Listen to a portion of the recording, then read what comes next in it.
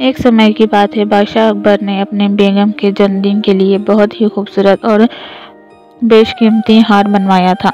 जब जन्मदिन आया तो बादशाह अकबर ने वे हार अपनी बेगम को तोहफे में दे दिया, जो उनकी बेगम को बहुत पसंद आया।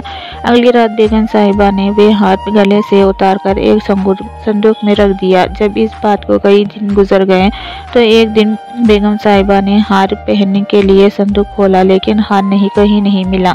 इससे वे बहुत उदास हो गई और इस बारे में बादशाह अकबर को बताया। इस बारे में पता चलते ही बादशाह अकबर ने अपने सैनिकों को हार ढूंढने का आदेश दिया, लेकिन हार कहीं नहीं मिला। इससे अकबर को यकीन हो गया कि बेगम का हार चोरी हो गया है।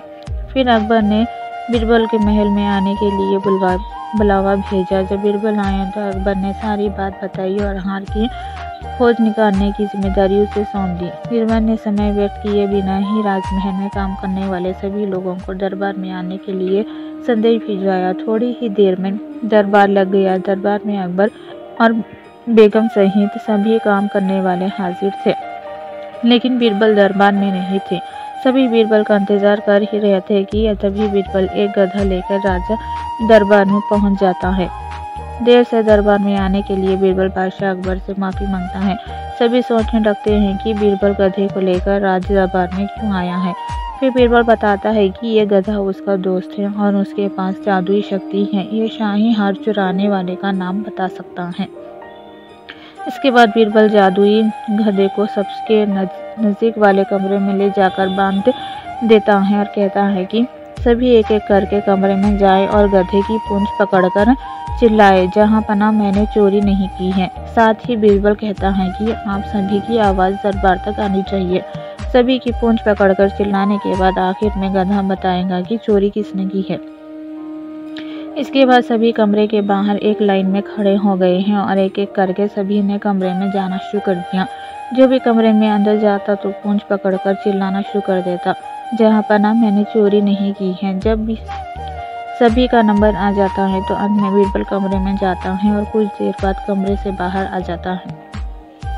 फिर बीरबल सभी काम करने वालों के पास जाकर उन्हें दोनों हाथ सामने करने को बोलता है और एक एक करके सभी के हाथ सूंघने लगता है।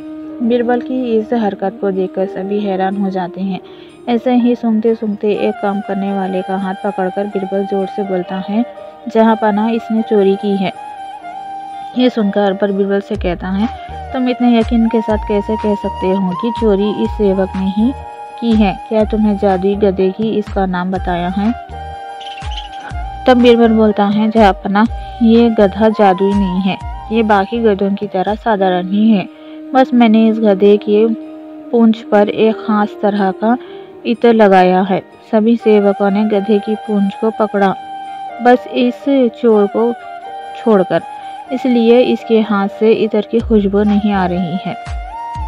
फिर चोर को पकड़ लिया गया और उससे चोरी के सभी सामान के साथ ही बेगम का हार भी बरामद कर लिया गया। बीरबल की इस अक्लमंदी की सभी ने सराहना की और बेगम ने खुश होकर बादशाह अकबर से उसे उपहार भी दिलवाया। इस कहानी से ये सीख मिलती है कि बुरे काम को कितना भी छुपाने की कोशिश करो, एक दिन सबको पता चल ही जाता है, इसलिए बुरे काम नहीं करना चाहिए।